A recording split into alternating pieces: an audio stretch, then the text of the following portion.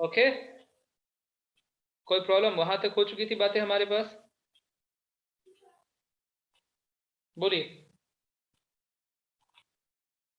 चलो, किसका दिमाग कितना तेज है ये हम चेक करते हैं, क्योंकि आपके पास नोट्स अवेलेबल नहीं है। मैं पूछ रहा हूँ कि रॉलेट सत्याग्रह जो कि रॉलेट अगेंस्ट एक्ट के अगेंस्ट हुआ था, इसके लिए फॉर रॉलेट सत्याग्रह महात्मा गांधी ने फर्स्ट ऑफ ऑल किस स्टेट को वाइड स्प्रेड मूवमेंट यानी कि सत्याग्रह उसे बुलाया था? किस स्टेट को इनिशिएट करना था वो मूवमेंट? डेट कौन था बताइए।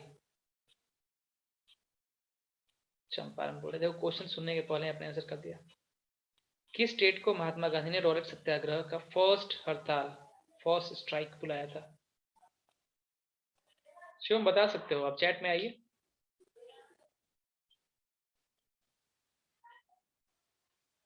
सिद्धि वर्मा,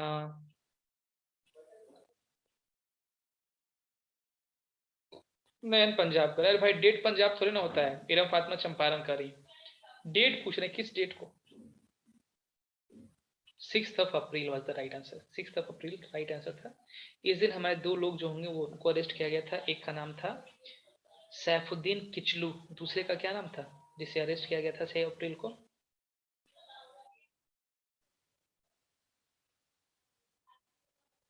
सत्यपाल। ठीक, बहुत अच्छा। सैफुद्दीन किचलू के साथ एक सत्यपाल, इनको अरेस्ट किया गया था। इसके बाद जालियांवाला बाग में सिक्कर हुआ। कब हुआ जालियांवाला बाग में सिक्कर? जालियांवाला बाग ये घटना कब घटी थी? किस डेट को घटी थी जालियांवाला बाग? 13 अप्रैल 1919। बहुत सही है, एकदम सही बात है। वेट अ मिनट, मैं थोड़ा सा ना, on the day of Baisakhi. Good. हाँ बिल्कुल सही बात है, on the day of Baisakhi, और द डे था वो था 13 अप्रैल 1919। ठीक ना? थोड़ा सा स्क्रीन देखते देखते थोड़े से आईज में प्रॉब्लम हो रहे हैं। ठीक है, तो 13 अप्रैल 1919 को हो चुका था। और फिर हमने पढ़ा था कि खलीफा के सपोर्ट में दो भाइयों ने एक आंदोलन चलाया था, एक मूवमेंट चला था, mass movement of the Muslims. उसको किस नाम से हम लोग जानते हैं? खलीफा के सपोर्ट में दो मुस्लिम ब्रदर ने खिलाफत मूवमेंट पूर्णिमा कर दी है। ठीक है, खिलाफत मूवमेंट। खिलाफत मूवमेंट के दो हेड बॉय कौन थे? खिलाफत मूवमेंट में कौन कौन शामिल हुए थे मुख्य रूप से? किसने शुरू किया था? एमडी अली, मोहम्मद अली। ठीक है, और दूसरे कौन थे? शौकत अली। अब सही बात है, देखो कितना अच्छा तुम लोग याद किए हो। नोट्स की जरूरत ही क्या है, सारे के सारे टर्म तुमको याद ही है। मोहम्मद अली एंड शौकत अली। ठीक है, ये खिलाफत मूवमेंट कब शुरू हुआ, कब से कब तक चला था? टाइम पीरियड ऑफ खिलाफत मूवमेंट सारे तो तुम्हें याद ही हैं। ये खिलाफत मूवमेंट कब से कब तक चला था? 1920 नहीं, यहाँ पे थोड़ा गड़बड़ है। 1919 टू 24, बहुत सही है। अब आंसर सही आ रहा है, 1990 से लेकर 1924 तक चले थे। ठीक है, आने और सिद्धि वर्मा, ये दो सही आंसर दिए हैं अभी। हाँ अब ठीक है, आदित्य आदर्श भी 1990 टू 24। और महात्मा गांधी ने इसके सपोर्ट में एक और मूवमेंट चलाया था, उसका क्या नाम था?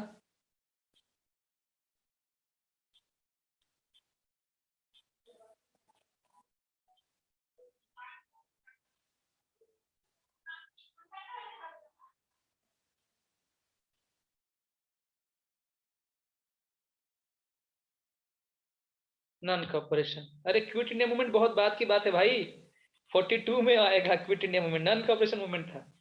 और महात्मा गांधी ने नन कॉर्पोरेशन मूवमेंट जो था, महात्मा गांधी ने नन कॉर्पोरेशन मूवमेंट बीच में ही बंद कर दिया था एक इंसिडेंट के कारण।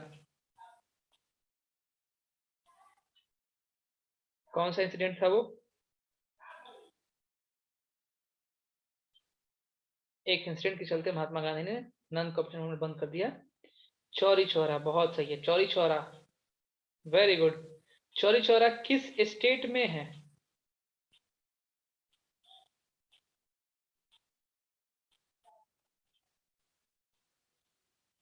हाँ गुजरात बोल रहा है ये ना।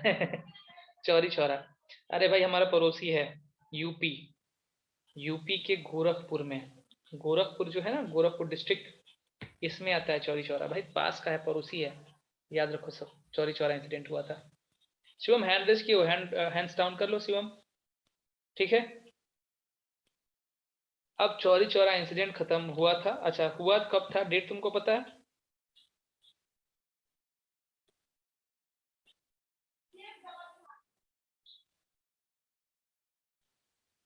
हाँ, ये थोड़ा सा कंफ्यूजन वाली चीजें होती हैं सब जगह। जैसे कुछ बुक में 4 फरवरी लिखता है, कुछ बुक में 5 फरवरी लिखता है, तो तुम लोग को भी, तुम लोग के लिए तो बहुत बेटर ऑप्शन है। तुम लोग को बस याद रखना है कि फरवरी, 15 फरवरी में हुआ था। 22 लोग मारे गए थे ना, और 12 फरवरी को ये जो था मूवमेंट को कॉल ऑफ कर लिया गया था। क्लियर हुई बात? यहाँ तक कहानी हम लोग पढ़ चुके थे, समझ में आया? कोई प्रॉब्लम है तो बोलिए जरा।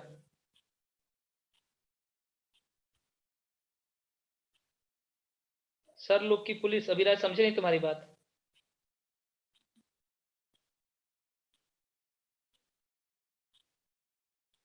पूरा डेट बताएं। देखो 4 फरवरी को वो इंसिडेंट घटा था, और 12 फरवरी को चौरी चौरा को कॉल ऑफ कर लिया गया 1922 में, 1922 में 22 लोग मारे गए थे। मैं सबको अनम्यूट करने का ऑप्शन दे रहा हूं, लेकिन हाँ, अगर कहीं बैकग्राउंड नॉइज हो रहा होगा तो आप अनम्यूट नहीं करोगे, ठीक है, क्योंकि हमें डिस्कशन करके पढ़ना हो पड़ेगा, एसएसटी की बात है। जहां पे भी पीछे बैकग्राउंड नॉइज होगा वो नहीं अनम्यूट करेगा खुद को, ठीक है। और आप अपना जब भी अनम्यूट करोगे, अनम्यूट करने के तुरंत बाद आप म्यूट भी कर लोगे बोलने के बाद। आकांक्षा श्रीवास्तव कोई नई स्टूडेंट है क्या? आकांक्षा श्रीवास्तव।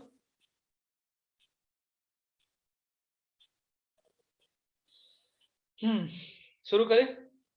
देखो 1922 में कहानी यहीं पे लगभग जो थी हमारी खत्म हो रही थी।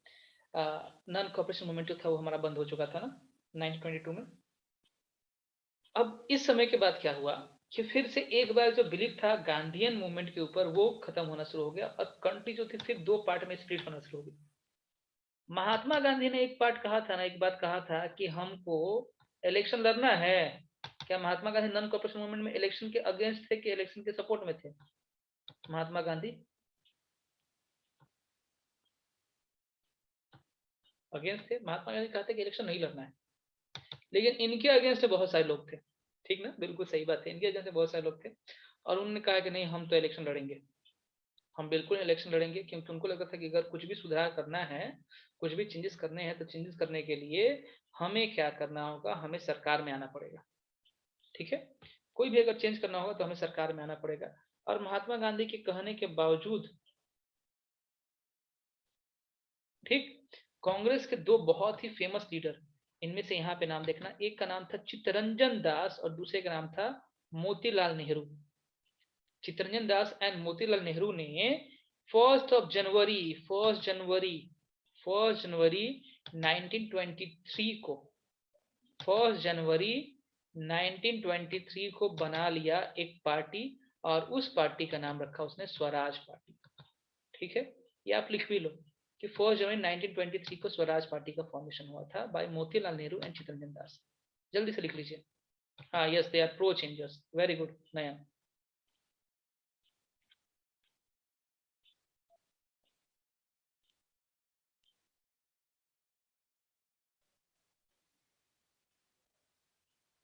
हो गया? जल्दी से नोट डाउन करके बताइए मुझे। बस इतना ही लिखना है कि 1923 Chittaranjan Das and Motilal Nehru formed Swaraj party. Swaraj party election भी कंटेस्ट करती है, it won the large seat, और उसके बाद इसने काफी कुछ सुधार भी किए थे, जबकि वहीं पे अभी भी कांग्रेस वही काम कर रही है कि उसको सुधार करना है, उसके बारे में डिस्कस कर रही है। डन। हाँ, सब कुछ कर चुके हैं। इसके बाद फिर एक मूवमेंट चलेगा सिविल डिसोबीडियंस मूवमेंट 1930। बहुत लेट है, तब तक जो बीच की इंटरेस्टिंग स्टोरी है, क्योंकि सबसे अधिक मजेदार मुझे इस पार्ट में कभी लगती है, which is out of your syllabus, but yes मैंने उसको इंक्लूड किया है, आपको जाननी चाहिए, ठीक ना। तो अब इसके बीच की कहानी हम लोग पढ़ेंगे कि बीच में आखिर क्या क्या हुआ। समझ में आया सबको?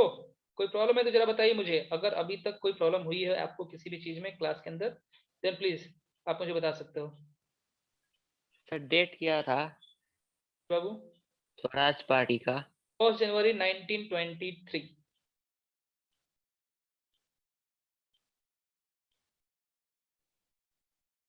वैसे सभी चीज के डेट के बारे में ना पढ़ो, ईयर याद रखना चाहिए, ईयर तुम्हारे काम का है।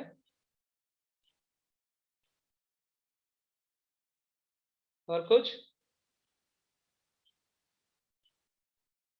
अब चलो इसमें हम तुमको कुछ स्टोरीज, कुछ लोगों के नाम बताए थे, ठीक ना? चलो उनके ऊपर आएंगे, लेकिन थोड़ा सा और अधिक पढ़ लेते हैं। इसी बीच में ना तुम लोग सुनते हो ना आरएसएस, आरएसएस का नाम सुने हो ना, राष्ट्रीय स्वयं सेवक संघ, उसका भी फॉर्मेशन इसी टाइम पे होता है। अगले ही साल में, अगले ही कुछ एक साल के अंदर जो होगा आरएसएस का फॉर्म होता है। तो मिड 1920s में फॉर्म हो गया राष्ट्रीय स्वयं सेवक संघ। हाँ, अब वैसा ना कहो अनय डायरेक्टली किसी पार्टी का नाम ना करो। तो two important developments of the mid 1920s where the formation of Rashtriya Swayam Sevak Sangh, RSS, a Hindu organization and the communist party of India. दो पार्टी, एक और पार्टी बन गई है कम्युनिस्ट पार्टी और दूसरी बनी है आरएसएस। 1925 नाम माना जाता है कम्युनिस्ट पार्टी के फॉर्मेशन के लिए। 1925 कम्युनिस्ट पार्टी बनी है, ठीक है? ठीक, क्लियर हुई बात यहां तक?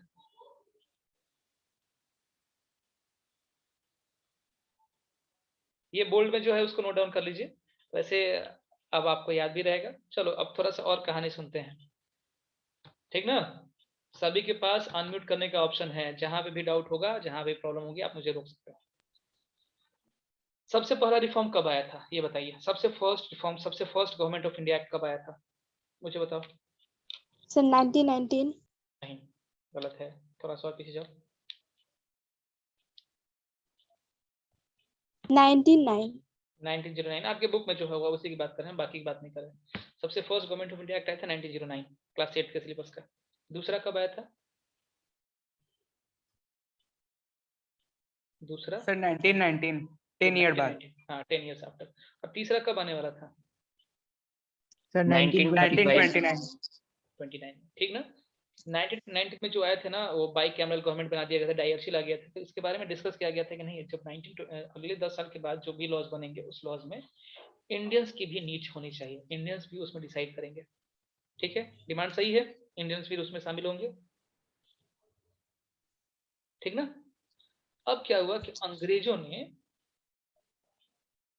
भारत में 1929 में अब एक नया गवर्नमेंट ऑफ इंडिया एक्ट लेकर आना था। उसके लिए उसने क्या किया ना कि एक कमीशन भेजा, एक ब्रिटिश ऑफिसर के अंडर, ठीक ना? 7 मेंबर्स कमीशन था वो। और उस ब्रिटिश जो हेड था, उस हेड का नाम था सर जॉन साइमन। अब क्लियर हो गया होगा कौन सा कमीशन इंडिया आया है। साइमन कमीशन कब आया है? 1920, 1927। ठीक है? तो जॉन साइमन आए। अब ये बहुत ही डीपली है, उतना डीपली बताएंगे नहीं, क्योंकि एक तरफ साइमन कमीशन आया था, एक तरफ जो होगा वो नेहरू रिपोर्ट बन रहा था, दोनों की, एक अंग्रेज बनाया एक इंडियन बनाया, ये बहुत बीच की बातें, बस सीधे समझिए कि नहीं साइमन कमीशन आया। लेकिन साइमन कमीशन जब आया ना, तो इंडियन वालों ने साइमन कमीशन की बातें मानने से इनकार कर दिया। ठीक, आगे साइमन कमीशन को डिटेलिंग भी करेंगे हम लोग, क्योंकि उसमें जो 7 मेंबर्स थे सारे के सारे गोरे थे, हाँ सारे के सारे व्हाइट्स थे, ठीक ना? और हम लोग भी अपने आप को तब तक शान से बोलने शुरू कर देते कि वी आर ब्लैक, ठीक ना? तो इंडियंस को क्या चाहिए क्या नहीं चाहिए, ये 7 गोरे कैसे डिसाइड कर सकते हैं? क्या इस चीज से आप एग्री करते हो? इंडियंस की क्या डिमांड होगी कि उस डिमांड को गोरे कैसे बताएंगे, व्हाइट्स कैसे बताएंगे? सही डिमांड थी? Yes sir. ठीक ना? गोरे तो बता नहीं सकते हैं। तो इसीलिए क्या हुआ कि उनका भरपूर विरोध होना शुरू हुआ, और नेहरू कमीशन जो है अपना भी रिपोर्ट बनाता है, ठीक? अब उसके रिपोर्ट को मानते नहीं है, साइमन कमीशन का रिपोर्ट आ गया। रिजल्ट ये हुआ कि 1929 में कांग्रेस की एक मीटिंग होती है, और कांग्रेस की मीटिंग में ये कहा गया कि अब अंग्रेज जो है ना, इनको इंडिया में हम रहने ही नहीं देंगे। अभी तक वो डिमांड करते थे डोमिनेट स्टेटस का, मतलब कि कांग्रेस ये कहता था कि आप डोमिनेट स्टेटस दे दीजिए, यानी कि हमको यहाँ पे अपने इंडियन के ऊपर कैसे रूल करना है, मुझे उसका आप अधिकार दे दीजिए, हम अपने लोगों के ऊपर रूल करेंगे, आपके आपके रूल्स वहां पे नहीं चलेंगे, बस ये दे दीजिए, आप मेरे कंट्री में रहिए, हमको उससे कोई प्रॉब्लम नहीं है। ब्रिटेन इस चीज को मानता नहीं है। तो अब इंडियंस डिमांड करते हैं क्या कि अब तुमको यहाँ पे रहना ही नहीं है, हम तुम्हारे अंडर नहीं है, और हमको चाहिए कंप्लीट इंडिपेंडेंस, जिसको कहा गया पूर्ण स्वराज। हमें क्या चाहिए? कंप्लीट इंडिपेंडेंस चाहिए। और लाहौर में एक बहुत ही हिस्टोरिकल मीटिंग होती है ईयर 1929 में, ये याद होगा, बहुत ही फेमस मीटिंग हुई थी, जिसके हेड थे जवाहरलाल नेहरू। तो जवाहरलाल नेहरू के प्रेसिडेंटशिप में 1929 में कंप्लीट इंडिपेंडेंस की डिमांड की गई लाहौर में। याद रहेगा, दिसंबर का सेशन था ये, दिसंबर 1929 में। ठीक है। और ये बहुत है कि उसी समय जो होगा 31 दिसंबर के मिडनाइट को रावी नदी के तट पे झंडा फहरा दिया गया। लेकिन तब से एक और चीज, अगर हम इंडिपेंडेंस मना रहे हैं तो हम इंडिपेंडेंस डे भी तो मनाएंगे ना। Then we selected 26 January to celebrate independence day. 26 जनवरी को हम लोग कौन सा डे मनाएंगे, बता सकते हो आप लोग? Independence day. Day of Independence Independence. कौन रिपब्लिक डे बोल रहा है? हैंड रेस करो तो कौन रिपब्लिक डे बोले हैं? अरे बता सकते हो भाई, कहीं हो सकता है कि 26 जनवरी को हम लोग रिपब्लिक डे मनाते हो। कौन सा डे मनेगा 26 जनवरी को? Independence Day. Very good, independence day बनेगा बाबू। जिसको रिपब्लिक डे है अब उसका कंफ्यूजन दूर करते हैं हम इसी चीज में। आपको हम पढ़ाए भी थे कॉन्स्टिट्यूशन के अंदर ये पार्ट, याद है? अब उस साल से हम लोग हर एक साल 26 जनवरी को इंडिपेंडेंस डे मनाना शुरू किए। ठीक है, इंपॉर्टेंस ऑफ दैट डे समझिए। तो हम लोग 26 जनवरी 1930, 31, 32 ऐसे बनाते हुए चले आ रहे हैं। लेकिन हम लोग का कंट्री जो होगा, हम लोग का कंट्री कब इंडिपेंडेंट हुआ था? कंट्री कब आजाद हुआ? Sir, 1947. 1947. 1947, 15 August, sir. अब तक हमारा डेट था 26 जनवरी, ठीक ना? अब तक हमारा जो था डेट था 26 जनवरी। अब क्या हो गया? अब हो गया 15 अगस्त। तो क्या 26 जनवरी को हम लोग भूल जाएं? No sir. No, sir. No, 6 sir. जनवरी जो होगा हमको तो याद रखना होगा। तो इसीलिए क्या होता है, याद होगा कि 1949 में जब हम लोग का कॉन्स्टिट्यूशन बन गया था 26 नवंबर को, 26 नवंबर को भी, फिर भी हम उसको लागू कब किए हैं? 26 January 1950. 26 जनवरी 1950, ताकि उस दिन से हम लोग मानेंगे कि अब ये जो होगा हमको कंप्लीट इंडिपेंडेंस मिला है। क्योंकि 1947 के बाद हमारे पास रूल नहीं था, 1950 में हमारे पास अपना नियम कानून जो होगा चलना शुरू हो गया। ठीक, क्लियर हुई बात? कोई प्रॉब्लम किसी को? डेट्स बाबू इतना ध्यान ना दो, ठीक ना? बस ईयर के बारे में चलते रहिए। हाँ, ये मेरा डेट इंपॉर्टेंट था 26 जनवरी, इसके ऊपर हम डिस्कस करेंगे। कोई प्रॉब्लम नहीं ना? अब ये जो कहानी है ना 1920 से लेकर 1930 के बीच में, इसमें बहुत कुछ हुआ। ठीक, और तुम लोग के लिए यही चीज इंटरेस्टिंग है कि इसके बीच में हुआ क्या क्या। एक साइमन कमीशन, मैं थोड़ा सा एक बार रीडिंग डाल दे रहा हूँ, क्योंकि ये तुमको पता है कि इंडिया में एक सचिव कमीशन आया था जिसका नाम था साइमन कमीशन। ठीक है, इसमें 7 मेंबर थे। जो हेड था उसका नाम था सर जॉन साइमन। ठीक, ये आया था इंडिया में 1928 में। 1928 में मतलब 1927 में भेजा गया, 1928 में आया और 1928 में इसका भरपूर विरोध हुआ। उनमें से एक जो होंगे लेबर पार्टी के मेंबर थे, इसका नाम था क्लीमेंट एटली, जो कि बाद में हेल्प करते हैं इंडिया को गवर्नमेंट लाने में। ठीक ना, समझ में आ रही बात? ठीक, 1927 में ये चीज आता है।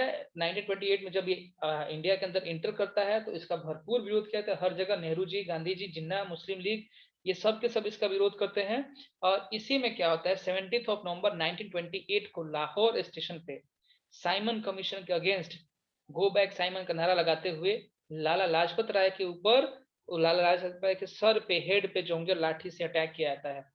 ठीक, और रिजल्ट ये होता है कि उस बीटिंग में, उस प्रोटेस्ट में लाला लाजपत राय की डेथ हो जाती है। ठीक है, साइमन कमीशन में ये सभी चीजें हुई थी। थोड़ा सा हम लिख लेते हैं साइमन कमीशन के बारे में। देखो, साइमन कमीशन के बारे में तुमको ये इशू मेहरली को क्या है नहीं समझ में आई तुम्हारी बात, आने पूरा बताइए। साइमन कमीशन के बारे में ये नोट्स हैं सामने, आप इसको नोट डाउन कर लीजिए।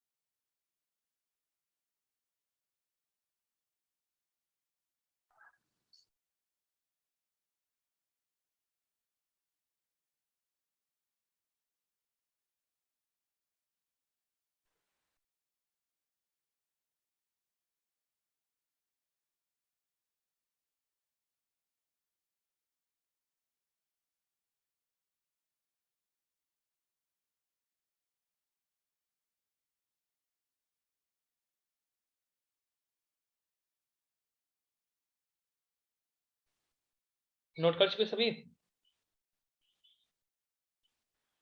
हाँ नहीं, यूसुफ मेहरली ने दिया था। ठीक है, सही बोल रहे हो तुम। बाकी लोग नाम नोट करेंगे उस नाम का, यूसुफ यूसुफ मेहरली।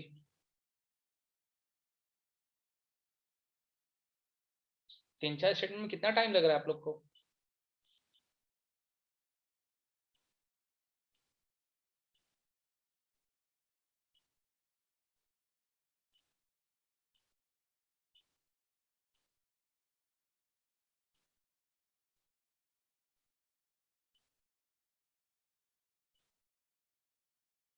Done, okay.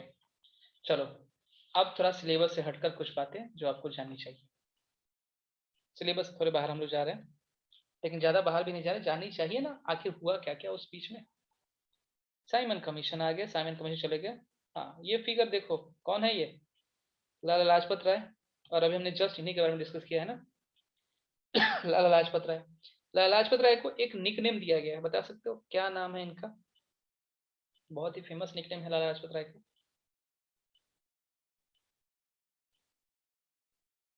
क्या नाम है इनका लाला लाजपत राय का निकनेम?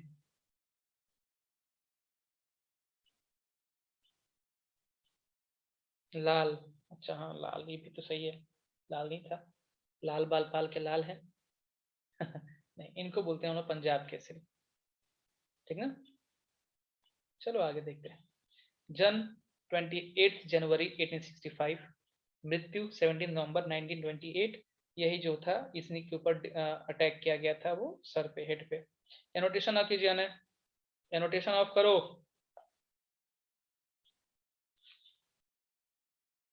हो गया? जब कहेंगे तब बिल्कुल एनोट कीजिएगा, अभी बिल्कुल नहीं। पंजाब केसरी के नाम से आते थे लाल पाल पाल, और ज्यादा इनके बारे में अब तुमको पता है कि भाई ये बैटन चार्ज हुआ था पुलिस का, इनका लाठी चार्ज इनके ऊपर हुआ और इनकी डेथ हो गई। ठीक है, कोई बात नहीं बाबू, होता है।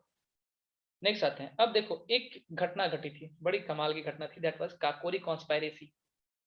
काकोरी में ट्रेन लूटा गया था। ये काकोरी भी कहाँ पे है? तो काकोरी भी यूपी में है। एक शिवम, देखो मैं एक बार आने को मैंने एक बार मना कर दिया, एक बार मिस्टेक हो सकता है, दूसरी बार कोई मिस्टेक नहीं कर सकता है। ये आप यानी कि जानबूझ के शैतानी कर रहे हो। एनोटेशन अगर मैंने आपके लिए ऑन रखा है,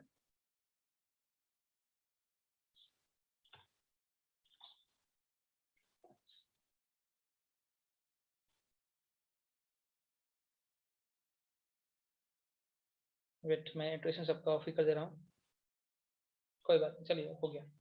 अब देखिए, तो काकोरी में एक ट्रेन जा रही थी, पैसेंजर ट्रेन, सुने हो सब नाम ना। और ये पैसेंजर ट्रेन जो होगी, ठीक, इस पैसेंजर ट्रेन को लूटा जाता है, और इसको लूटने में अनइंटेंशनली एक आदमी की हत्या हो गई, डेथ हो गई। ठीक, समझ में आ रही बात?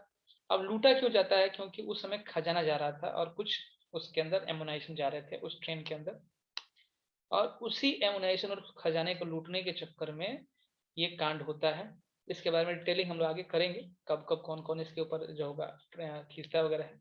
ये घटना आपको याद रखनी है कि 9 अगस्त 1925 हुई थी। इंसिडेंट्स याद रखना सब, क्या क्या इंसिडेंट्स हो रहा है, ठीक ना। 9 अगस्त 1925 को एक घटना घटी है, जिस घटना के अंदर ट्रेन लूटा गया है। कहाँ पे? तो काकोरी जगह पे। काकोरी कहाँ है? तो लखनऊ के पास में है। ठीक, इसमें अगर तुम चाहो तो नीचे बहुत सारे लीडर्स के नाम भी दिए गए हैं, राम प्रसाद बिस्मिल, राजेंद्र खान, राजेंद्र लहरी, सॉरी, राजेंद्र लहरी, चंद्रशेखर आजाद। ठीक, ये सभी आपके एकदम बहुत ही फेमस रिवोल्यूशनरीज तुम उसको कह सकते हो। ये लोग सीधे मारने पे जो होंगे वो विश्वास रखते थे। ठीक है, लिख लिया डेट?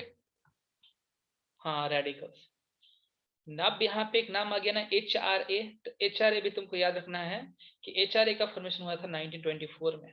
हिंदुस्तान रिपब्लिकन एसोसिएशन बनाने वाले थे राम प्रसाद बिस्मिल, सैफुल्लाह खान। और फिर इसके बाद बनता है HSRA, जिसको इसी को रिफॉर्म करके उसको लीड करते हैं भगत सिंह, चंद्रशेखर आजाद। ठीक ना, स्टोरी जरा कंक्लूड कीजिएगा, क्या क्या हो रहा है, क्या क्या नहीं हो रहा है। ठीक है, देखते हैं क्या हुआ था उस दिन। तो ये दिन था 9 अगस्त 1925 को। इस समय एक ट्रेन जा रही थी शाहजहांपुर से लखनऊ में, और जब ये काकोरी के पास करती है तो राजेंद्र लहरी जो थे वो इमरजेंसी चेन खींचते हैं, ट्रेन रुकती है, और ट्रेन लूटने के बाद क्या होते हैं कि वो गार्ड वगैरह से छीन छान कर कुछ पैसे भागते हैं, और उस समय वो बैग में से कितना लूटते हैं, तो 4600 रुपीज जो थे वो लूटते हैं उस समय, 4600, लेकिन उसमें 4600 बहुत ही बड़ी वैल्यू की थी, 4600 रुपीज जो थे वो लूट लेते हैं। और ये 4600 लूटा क्यों जाता है, ताकि HRA जो एक इंस्टीट्यूशन चल रहा था उसकी फंडिंग की जा सके। फंडिंग समझ में आया ना, इंस्टीट्यूशन अगर चल रहा है तो उसको पैसे चाहिए ना, ठीक है। और HRA का जो इमेज है उसको पॉजिटिवली जो होगा लोगों के सामने पेश किया जा सके, यही मुख्य मुद्दा था। किसी को हार्म करना इसका कोई मोटिव नहीं था कि हम इससे गन्स वगैरह लेकर हम ब्रिटिश के ऊपर जो होंगे वो अटैक करने वाले हैं।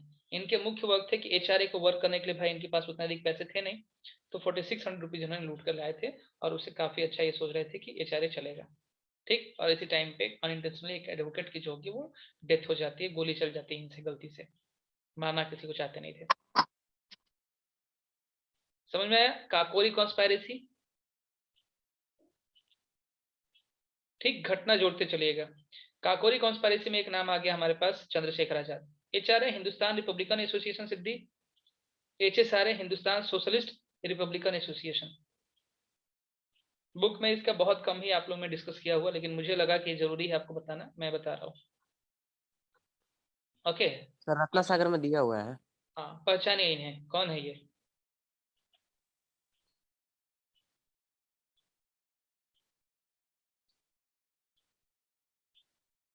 अरे इतना टाइम लगा तुम लोग को पहचानने में,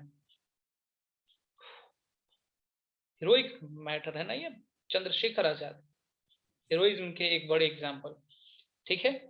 चंद्रशेखर आजाद, चंद्रशेखर तिवारी, जन्म 23 जुलाई 1906, 27 फरवरी 1931 की को मौत, 25 साल की उम्र बस मात्र, ठीक ना। एक Indian revolutionary, Hindustan Republican association के बहुत ही अंदर बहुत ही प्रमुख मेंबर, और जिसको जो होगा इसने इन्हें नहीं इनके ही लीडरशिप में भगत सिंह ने उसका नाम चेंज करके किया था HSRA, ठीक है। HRA के फाउंडर थे राम प्रसाद बिस्मिल, ठीक ना। इनकी माता का नाम था सीताराम तिवारी एंड जगरानी देवी, जगरानी देवी, ठीक ना।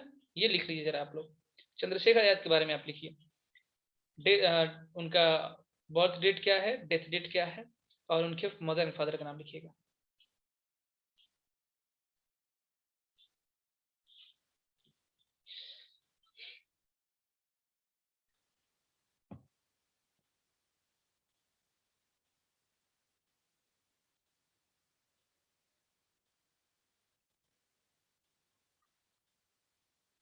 ज्यादा कुछ नहीं लिखना, जल्दी नोट डाउन करो।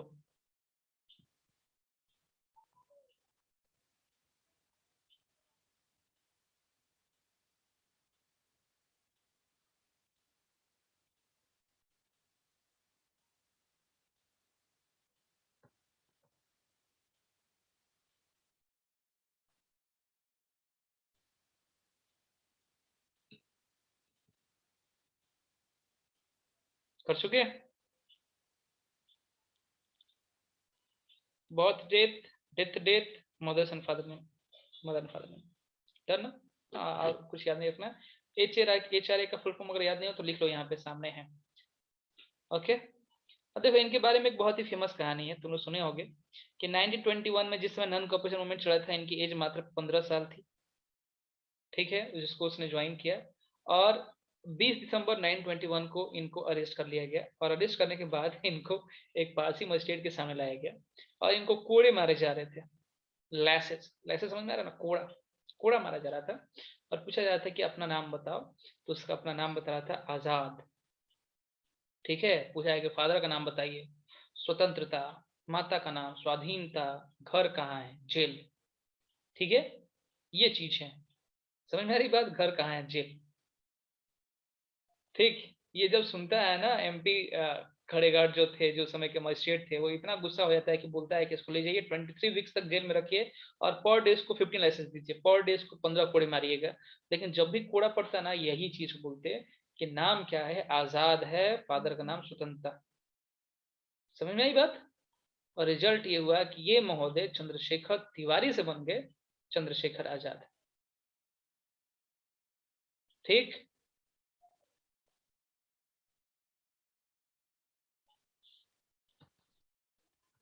हो गया? कोई प्रॉब्लम यहाँ तक? ठीक ना? अब देखो आगे की स्टोरी हम देखेंगे भगत सिंह के बारे में थोड़ा सा बहुत।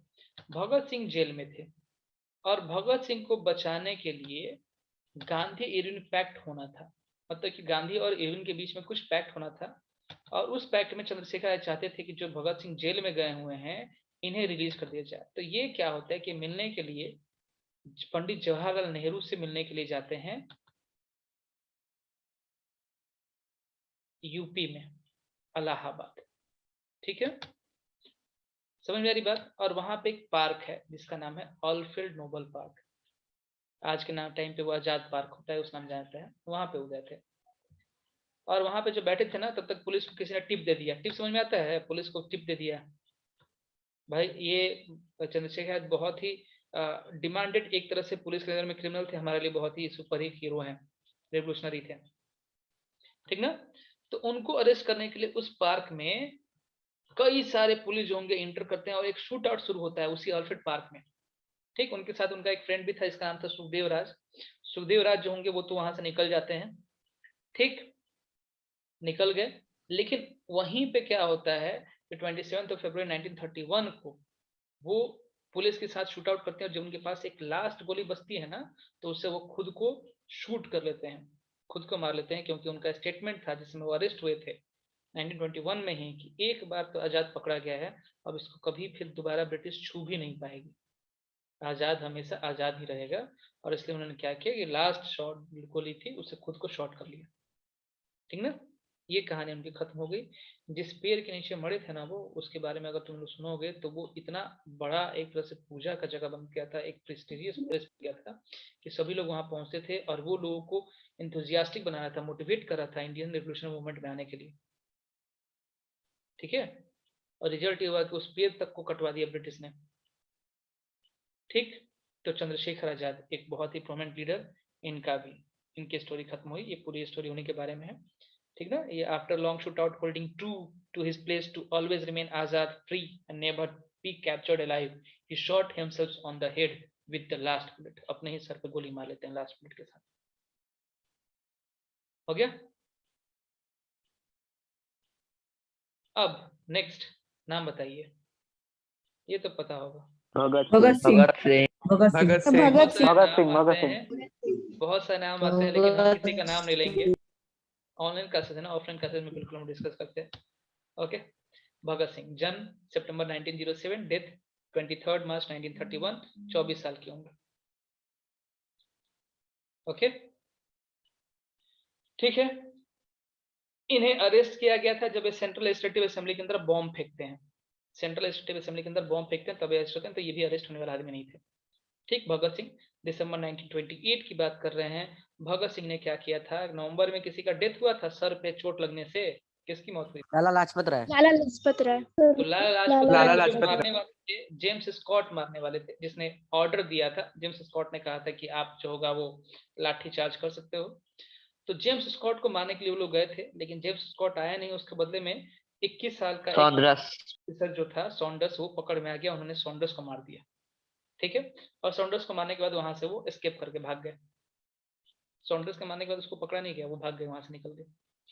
इसके बाद ब्रिटेन ना अपने लेजिस्लेटिव असेंबली में कुछ बिल्स लेकर आने वाला था, जिस बिल्स के कारण इंडियंस को बहुत अधिक परेशानी की जाती थी, परेशानी हो सकती थी। Food safety bill and blah blah बहुत सारे बिल्स थे। ठीक है, तो उस बिल्स को रोकने के लिए भगत सिंह ने क्या किया था, सिर्फ आवाज करने वाले बॉम्ब सेंट्रल लेजिस्लेटिव असेंबली में फेंक दिया और उन्होंने कहा कि हम खुद को अरेस्ट करवाएंगे, क्योंकि जब अरेस्ट होंगे तो जो भी कोर्ट में प्रोसीजर्स होंगे वो चीजें छपेंगी पेपर में, उसके ऊपर सेंसरशिप नहीं लग सकता है। और जब लोग जानेंगे ना कि ऐसा कुछ घटना घटा है तो एक भगत सिंह के बदले हजारों भगत सिंह जो होंगे जन्म लेंगे। उन्होंने जब बॉम्ब फेंका तो उसमें कहा था कि ये जो ब्रिटिश सरकार होगी बहरी हो गई है, और बहरी के लिए बहरी सरकार को जो होगा सुनाने के लिए हमें बहुत तेज साउंड करना पड़ेगा। हाँ पर मैं सही बता रहा, ठीक ना? तो उन्होंने क्या किया, असेंबली बॉम्ब कांड किया और उसके बाद उनको अरेस्ट कर लिया गया। अरेस्ट करने के बाद उनको लाहौर के ही जेल में रखा गया था। लेकिन वहां पे भी वो गए तो फिर क्या होता है कि जो कैदी होते थे ना, जो पॉलिटिकल प्रिजनर थे, उनके साथ बहुत बुरा व्यवहार किया जाता। उनको सही से फूडिंग नहीं दी जाएगी, उनको कोई भी लेजर का सामान जैसे बुक्स वगैरह होते हैं वो नहीं दिया जाएगा, ठीक से सोने नहीं दिया जाएगा। तो ऐसे में एक आदमी वहां पे स्ट्राइक कर रहा था, जतिन दास, ठीक ना, जतिन दास। और जतिन दास के साथ ये भी हंगर स्ट्राइक पे चले गए हैं। जतिन दास तो बेचारे 1929 में, सितंबर 1929 में 64 डेज तक हंगर स्ट्राइक करते हुए उनका डेथ हो गया। और उनके डेथ के बाद जो होगा, इन सभी पॉलिटिकल प्रिजनर को जो बेनिफिट ये चाह रहे थे, बुक्स वगैरह, फूडिंग वगैरह, ये सभी चीजें उनको मिलना शुरू हुई। ठीक, अब ये पर्सन जो थे, जो भी जितनी प्रोसीडिंग हुई है ना, सही बात है कि एक भगत सिंह के मरने के बाद, आप भी तुम लोग सुनते होगे ना कि एक भगत सिंह के मरने के बाद कई सारे भगत सिंह जन्म लिए हैं, सबके मन में कहीं ना कहीं भगत सिंह का एक बहुत ही बेटर पोजीशन है। तो भगत सिंह को डेथ सेंटेंस किया गया था 24 मार्च 1931 को, 24 मार्च 1931 को जो होगा उनको डेथ सेंटेंस दिया गया। लेकिन इधर चंद्रशेखर आजाद मारे जा चुके थे, उनको बचाने के लिए बहुत सारे लोग आ रहे थे लाहौर के जेल में। ब्रिटिश सरकार डरी हुई, और डरी हुई ब्रिटिश सरकार ने क्या किया था कि इनको एक दिन पहले ही हैंग कर दिया, और हैंग करने के बाद इनके बॉडी को पार्ट्स में काट कर, बोरी में काट कर उनको बेचने, उनको जलाने गए थे वो। ठीक है, तो ये काम किए भगत सिंह, समझ में आई बात। तो ये हमारे उस समय के कुछ पॉपुलर रेडिकल हीरोज रहे हुए हैं। ठीक, चंद्रशेखर आजाद, भगत सिंह, राम प्रसाद बिस्मिल, बटुकेश्वर दत्त, ये सभी के सभी। और आजादी का कहीं ना कहीं जो था ना बीज इन्होंने बोया। इसके बाद फिर आते हैं हमारे जिसे एक्चुअल में कहा जाए कि उनके चलते इंडिपेंडेंस हुई थी, along with Sukhdev and Rajguru, उनको डेथ सेंटेंस किया गया था। बिल्कुल सही बात है, तुम लोग को अधिक कुछ पता है। ठीक है, चलिए, आज की क्लास में हम लोग लगभग चीजें जान चुके हैं जो रिवोल्यूशनरी थे। इसके बाद हम लोग को पढ़ना है महात्मा गांधी का एक नया मूवमेंट, जो कि 1930 में लेकर आते हैं, सिविल डिसओबीडियंस मूवमेंट। अभी तक कोई प्रॉब्लम हुई हो तो जरा बताइए मुझे, कुछ पूछना है किसी को?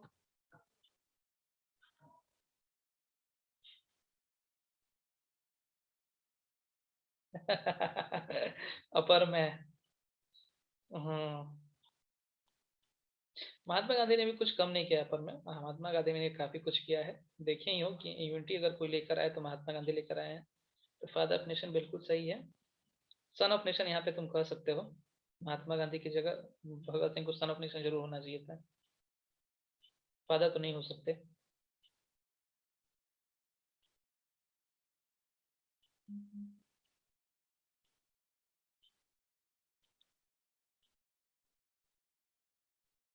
नहीं, फ्रीडम फाइटर नहीं कह सकते उनको पूर्णिमा हम लोग, लेकिन हाँ उनके अगर तुम व्यूज जानोगे तो फ्रीडम फाइटर वाला ही व्यू था।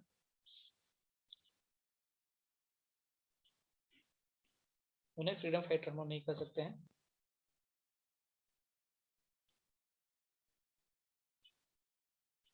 सपोर्ट में थे वो, बिल्कुल ये चीज तो है, लेकिन जो उन्होंने काम किया उसके बाद से उनके ऊपर से जो फ्रीडम फाइटर है कहना डिप्लोमेटिक बात हो जाएगी।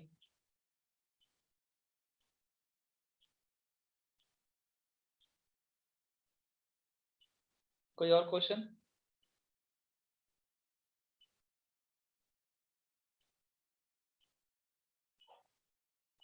नाथुराम गोडसे ना आरएसएस के मेंबर थे, इसलिए आरएसएस वाले जो होंगे अभी भी उनको पूछते हैं।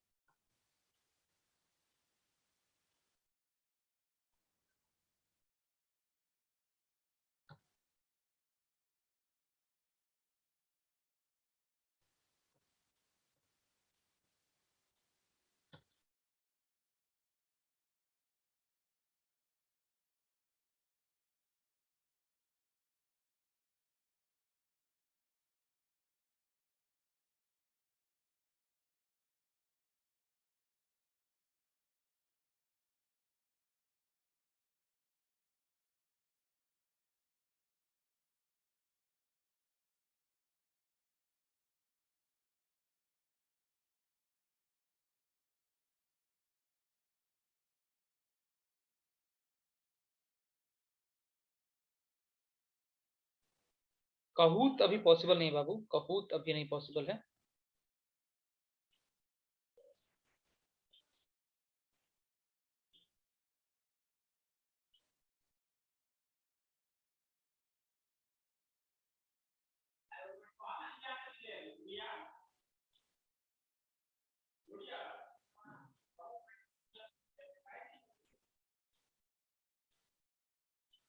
INR, ये क्या है बाबू INR?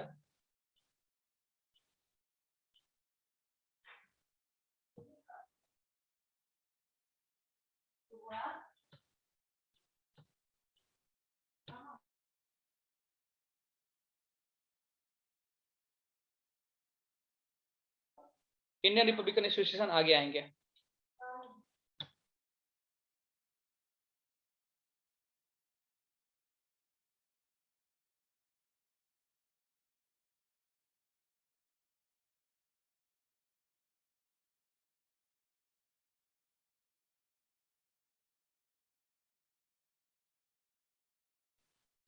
अलीराजपुर MP में है।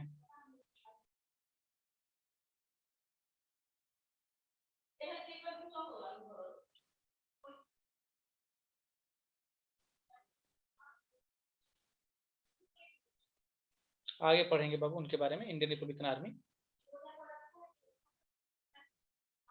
HRA को बनाने वाले राम प्रसाद बिस्मिल, आदित्य।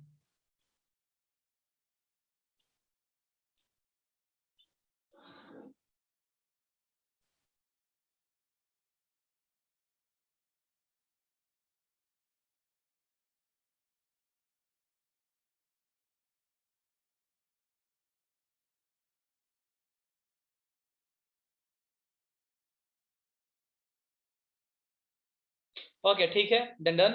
नेक्स्ट क्लास आपका शुरू होगा 705 में। ओके, क्लास ओवर कर सकते हैं हम, किसी और कुछ नहीं पूछना है ना? Okay then, ending the class. Next class आप लोग का इंग्लिश है ना? Okay then, bye bye. मैं ये पूरा नोट्स सेंड कर दे रहा हूँ सिद्धि, इसको तुम लोग देखकर उससे नोट्स बना लेना। मैं पूरा इसको सेंड कर दे रहा हूँ, जो भी बोल्ड मार्क किए गए होंगे ना उसी को नोट करने की जरूरत है, बोल्ड एंड कलर जो होंगे। ओके